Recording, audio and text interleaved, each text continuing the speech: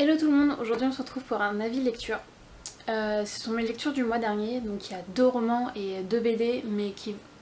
Je sais pas quel chiffre j'ai fait avec mes mains là. 2 romans et 2 BD, mais les 2 BD vont ensemble, c'est un diptyque. Donc on va commencer tout de suite avec 2105. 2105, ça a été un j'aime bien, mais pas plus que ça, parce qu'il y a trop de choses qui sont dommages dans cette histoire. Déjà, on va commencer par l'histoire. On se retrouve en 2105 où, où il existe désormais plus que 2 castes, les vulnérables et les lastings. Voilà.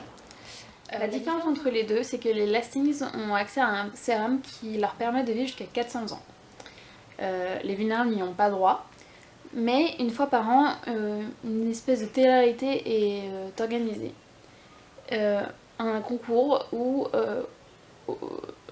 un vulnérable a le droit de gagner l'accès au sérum.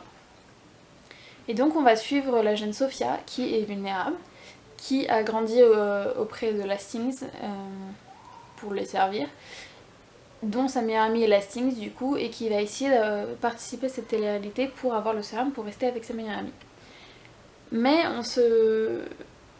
on va se rendre compte qu'il y a un petit souci parce que Sophia va se mettre à avoir des espèces de flashbacks, mais des flashbacks de ce qui s'est passé en 2015.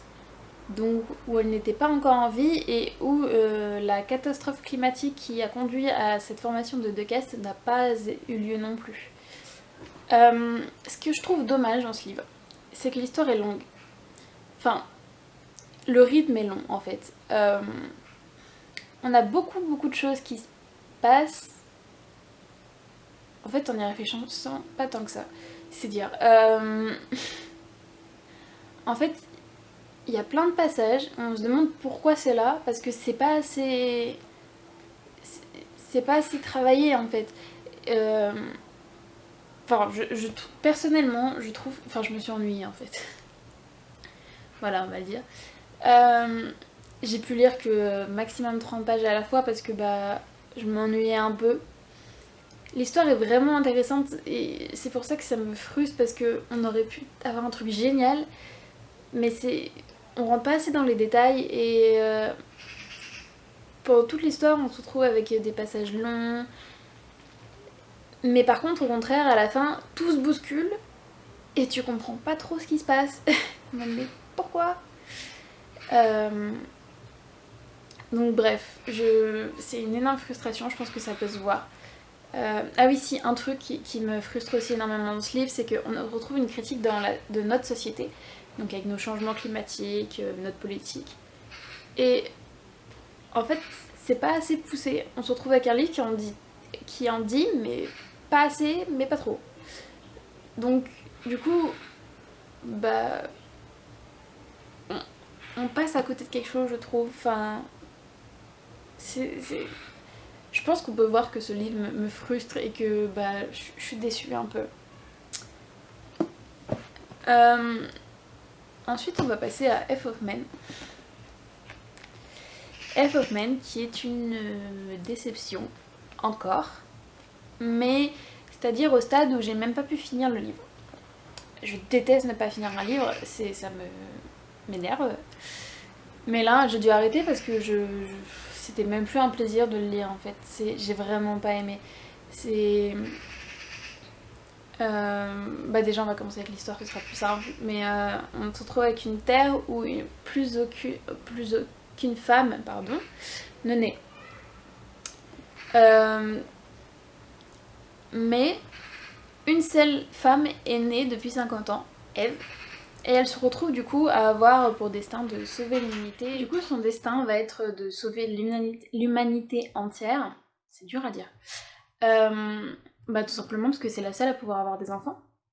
Et ça lui pose pas de problème, jusqu'à un jour où elle va tomber amoureuse et elle va tout remettre en question. L'histoire sur le papier paraît cool. Mais, parce qu'il y a un gros mais, j'ai pas réussi à m'attacher à Eve du tout. Je la trouvais niaise et bah, la façon dont c'est décrit, je la trouvais pas intelligente du tout. Et bon, certes, je suis pas allée très loin, hein, mais quand on a lu, je sais pas, à peu près 120 pages et qu'il se passe pas grand chose et que l'héroïne vous énerve plus qu'autre chose, c'est que bah, ce livre est pas fait pour vous tout simplement. Donc bon, pas grave, ce mois-ci est rempli de déceptions, mais le mois prochain sera mieux. Et d'ailleurs, en parlant de mieux, je vous présente Les Chiens de Pripyat. Donc comme je le disais au début, c'est un diptyque sur Tchernobyl. En fait, ça parle de comment après l'explosion à Tchernobyl, la zone est du coup évacuée, mais il reste des chiens domestiques qui sont restés sur place. Et donc des équipes se forment pour aller les chasser en échange d'une récompense. Donc ils pénètrent dans la zone désaffectée et on va les suivre du coup pendant une de leurs rondes. Et en fait pendant cette ronde ils vont se rendre compte qu'il n'y a pas que des chiens dans cette zone, il y a aussi des êtres vivants. Et donc on va suivre leur histoire un peu. J'ai trouvé ces BD absolument géniales.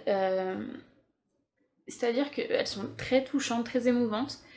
Je trouve que ça dépeint bien l'ambiance qu'il peut y avoir dans cette zone.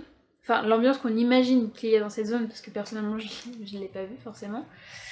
Au niveau de la patte graphique, j'ai trouvé ça magnifique. Je vais essayer de vous montrer. Je sais pas si le focus va se faire.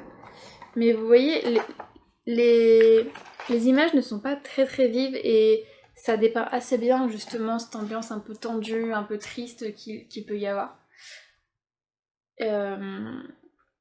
Donc oui, c'est clairement là c'est un coup de cœur. Donc bon, au moins je finis cet avis lecture sur une note positive. Du coup c'est tout pour moi, j'espère que cette courte vidéo vous a plu et du coup je vous retrouve la semaine prochaine pour une autre vidéo. Ciao!